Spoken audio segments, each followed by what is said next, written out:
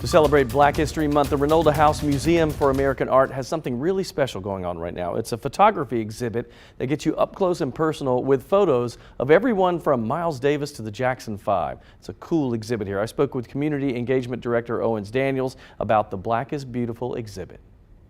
Owens, this is incredible. I mean, his body of work is just amazing. Can you tell us a little bit, just generically, what is this exhibit all about? Kwame Bradwaite's work is about Black is Beautiful, the concept and the ideal that he took photography as a tool as well as an artist and an activist, being moved by Emmett Till's death, as well as the Black experience within his culture in Harlem. He brought those things together to bring out those things through photography, what's beautiful about our culture, what's beautiful about our people, what's beautiful about us as human beings. That is what Black is Beautiful is about. And I love the fact that, you know, he followed a lot of famous people around. Like, who are some of those that we'll see if we go to this exhibit? Some of the great and famous people you will see, of course, is Miles Davis. You'll see Paul Chambers. You'll see Mack Roach. You'll see Abbey Lincoln. He also photographed people such as Stevie Wonder and Michael Jackson and Muhammad Ali. So he covered a wide range of celebrities and people throughout his period of time. What do you think, when people go through this, what's the message, and also what do you want them to walk away with? When people come into the museum, what I want them to feel is though they were there.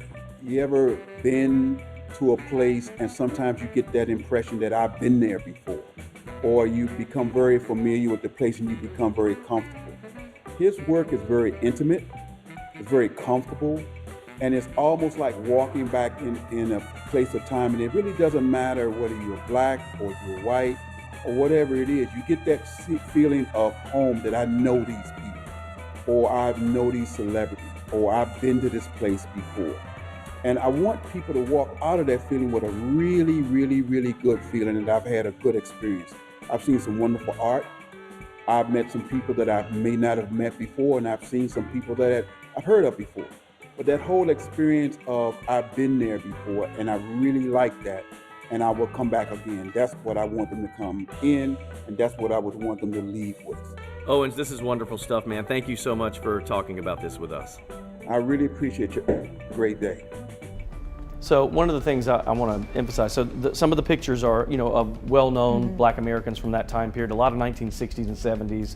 But one of the things that he does in this that we didn't get a chance to see a lot of, you saw some mannequins with, but it's fashion. So they talked a little bit about how fashion with white people in the 60s would have an effect on women of color in that time period. So it's a really interesting, almost like a dichotomy of the two different worlds, trying to figure out where that fashion line is going to be. It was really interesting. I love that. That's interesting to know. I think photography is so powerful in how it captures moments in history, because photos, they stand the test of time. So I'm glad that this photographer was able to take all these pictures throughout his life journey with all the different people you said in music or people in activism.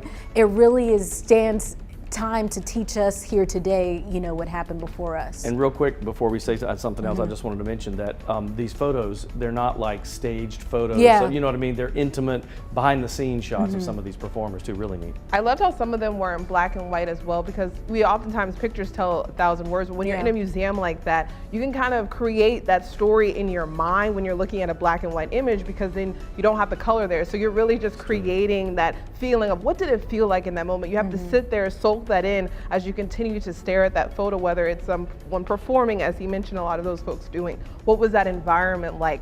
And I liked how you mentioned the fashion, because fashion is such a thing when it comes to African Americans, where we kind of walk. Our fashion is kind of also telling a story. So a lot of those vibrant colors we were seeing goes back into the African American diaspora, where that really resonates for a lot of people, where they're walking proud in their colors and they want to be seen, but not loud, but seen because what they're wearing with their fashion.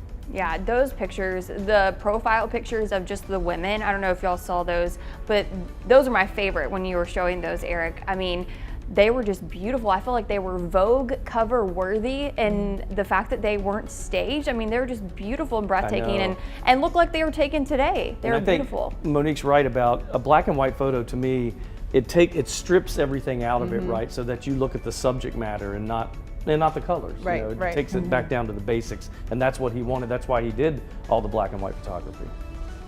It's really good stuff. You got to check it out. We're going over group trip. Yeah, right? group trip. All right. Let's do it.